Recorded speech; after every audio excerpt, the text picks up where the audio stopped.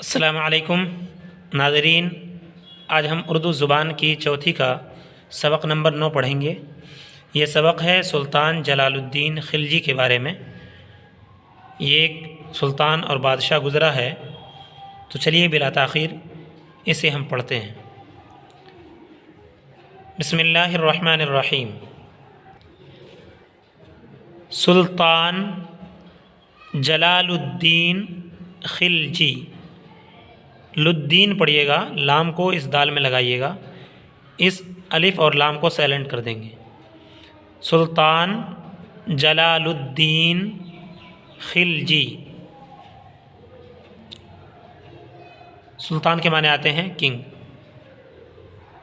میں نوشی، میں نوشی، رفقا آقا، طعام مروت، جلوہ افروز، لقوہ کوشک، راست باز، منفعل، جان نثار، نظم و نسق، نظم و نسق پڑھیے گا، واو کو الگ نہیں پڑھنا ہے، نظم و نسق۔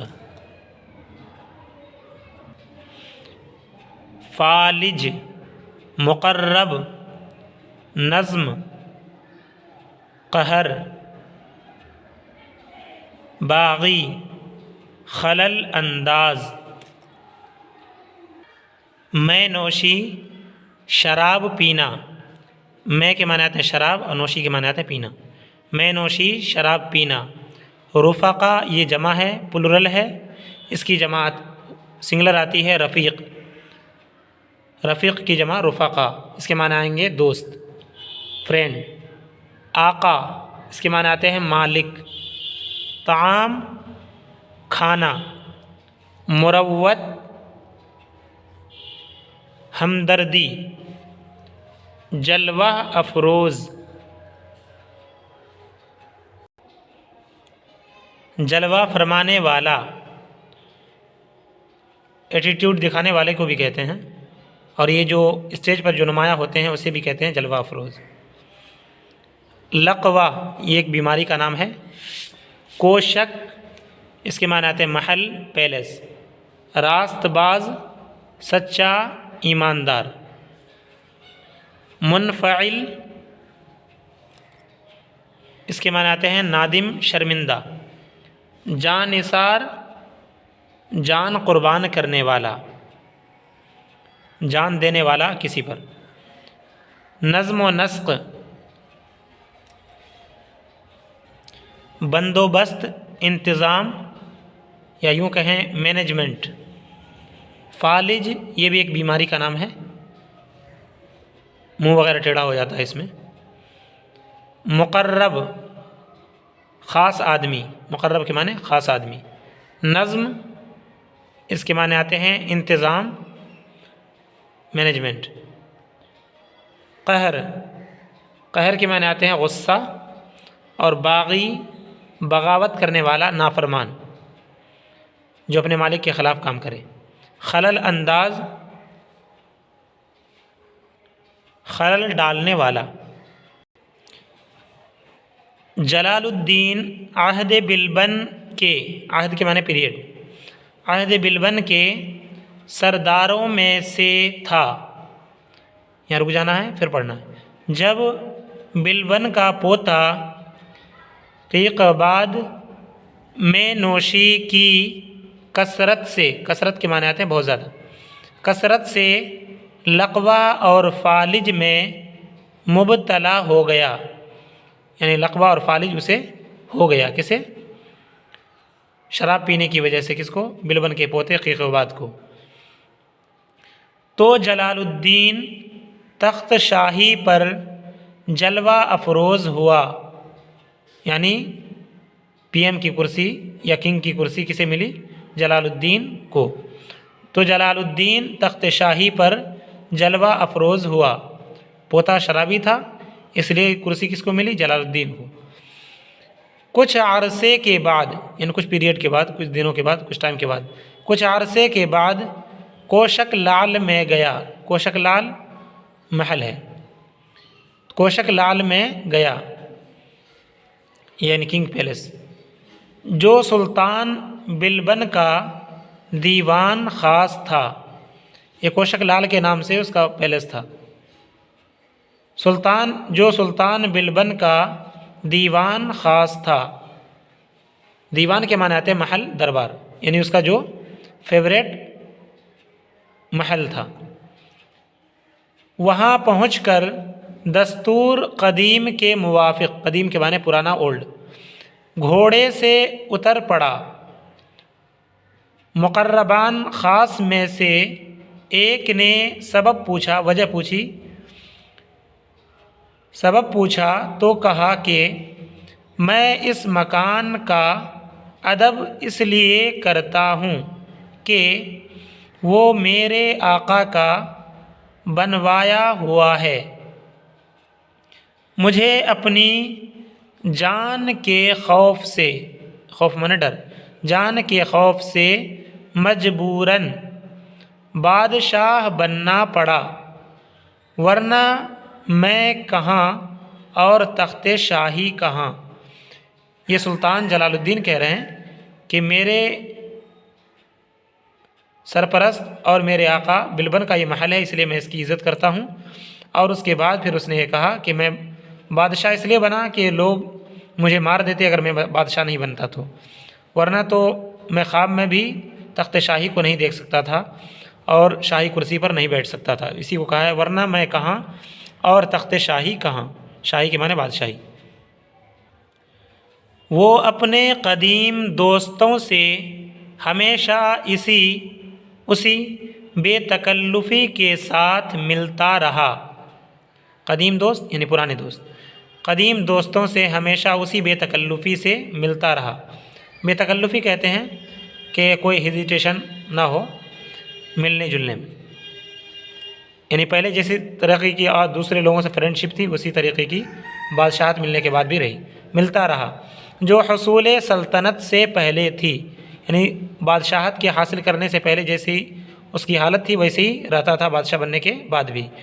نہایت سادہ مزاج، راست باز یعنی سچا، اور رحم دل انسان تھا، یعنی دوسروں پر رحم کرتا تھا، یہاں تک کہ بعض اوقات، وقت کی جمع ہے ٹائمز، بعض اوقات اس کی رحم دلی سلطنت کے نظم و نسق میں بھی خلل انداز ہوتی تھی، یعنی اتنا وہ رحم دلی کر دیتا تھا کہ اس کی رحم دلی بادشاہت کو نقصان پہنچا دیتی تھی بعض مرتبہ۔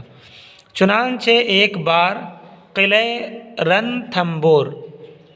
تھمبور کو فتح کرنے سے صرف اس واسطے چھوڑ دیا، اس لیے واسطے میں نے لیے، اس واسطے چھوڑ دیا کہ بندگان خدا یعنی خدا کے بندے، بندگان خدا کا خون نہ بہے، یعنی اللہ کے بندوں کا خون نہ بہے، یعنی لوگوں کا خون نہ بہے۔ وہ اکثر موقعوں پر قہر و غضب کے بجائے احسان و مروت سے کام لیتا تھا، یعنی غصہ نہیں کرتا تھا۔ چنانچہ باغیوں کے ساتھ وہ سلوک کیا جو وفادار جانثار دوستوں کے ساتھ کرنا چاہیے، یعنی باغیوں کے ساتھ بھی جو ان کے ساتھ برائی کا معاملہ کرتے تھے، حکومت کے خلاف تھے، ان کے ساتھ بھی وہ سلوک کیا جو دوستوں کے ساتھ لوگ کیا کرتے ہیں۔ اس بادشاہ نے سلطان بلبن کے بھتیجے کو کڑامانگ پور جاگیر میں دے دیا تھا، مگر کسی سبب سے، کسی وجہ سے وہ باغی ہو گیا اور بادشاہی فوج سے مقابلہ کر بیٹھا۔ کون؟ بلبن کا بھتیجا، ان سے لڑ پڑا سلطان جلال الدین سے۔ آخر کار وہ اور اس کے رفقا یعنی دوست، فرینڈز، گرفتار کر کے بادشاہ کے حضور میں لائے گئے۔ حضور کے معنی آتے ہیں پریزنس۔ اس خدا ترس رحم دل، خدا ترس یعنی خدا سے ڈرنے والا، اس خدا ترس رحم دل نے فوراً سب قیدیوں کی مشقیں کھلوا دیں۔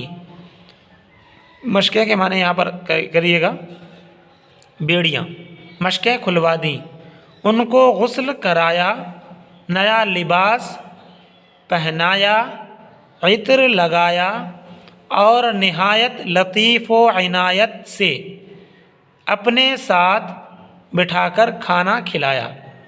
قیدی کو اپنے ساتھ بٹھا کے کھانا کھلایا، نیا لباس بھی پہنایا۔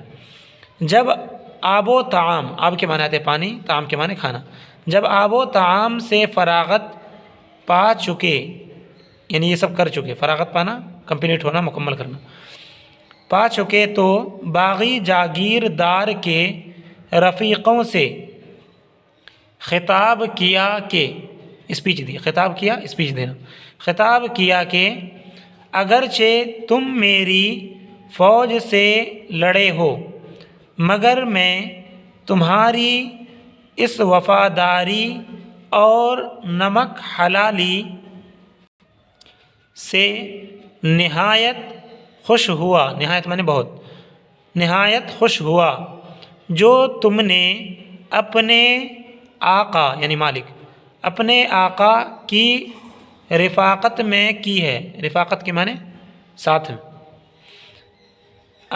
اپنے آقا کی رفاقت میں کی ہے، غرض اتنی خاطر و مدارات، خاطر مدارات کہتے ہیں مہمان نوازی کو، اتنی خاطر و مدارات کی کہ وہ لوگ اپنے کردار سے بہت نادم اور منفعل ہوئے، نادم اور منفعل کے معنی شرمندہ۔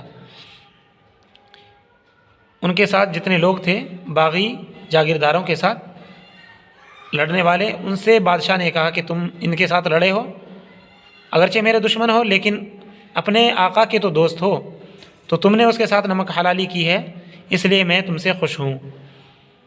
اس کے بعد ان کا قصور معاف کیا، ان کی غلطی کو معاف کر دیا، اور بلبن کے بھتیجے کو ملتان کے علاقے میں جاگیر دے کر رخصت کر دیا، یعنی بھیج دیا، رخصت کرنا بھیج دیا۔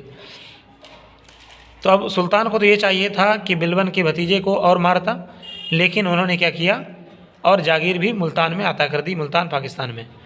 تو ناظرین یہ سبق یہاں پر روکتے ہیں اور یہ مکمل بھی ہو چکا، اور آپ لوگوں سے گزارش ہے کہ ویڈیو کو زیادہ سے زیادہ شیئر کر دیا کریں اور لائک ضرور کیا کریں، تاکہ ہمیں پتہ چلے کہ آپ لوگ واقعی دل جمعی کے ساتھ دیکھا کرتے ہیں، اور آپ لوگ کمنٹ کرتے ہیں ضرور کیا کریں، اس سے آپ لوگوں کے خیالات ہم تک پہنچتے ہیں۔ تو کیا آپ لوگ یہ مشورہ ضرور دیں کہ کیا ان کتابوں کی اور زیادہ تشریح کی جائے یا اتنی ہی پر رہنے دیا جائے یا اور تیزی کے ساتھ پڑھایا جائے؟ آپ ضرور کمنٹ میں اس بات کو لکھیں۔ السلام علیکم ورحمۃ اللہ وبرکاتہ۔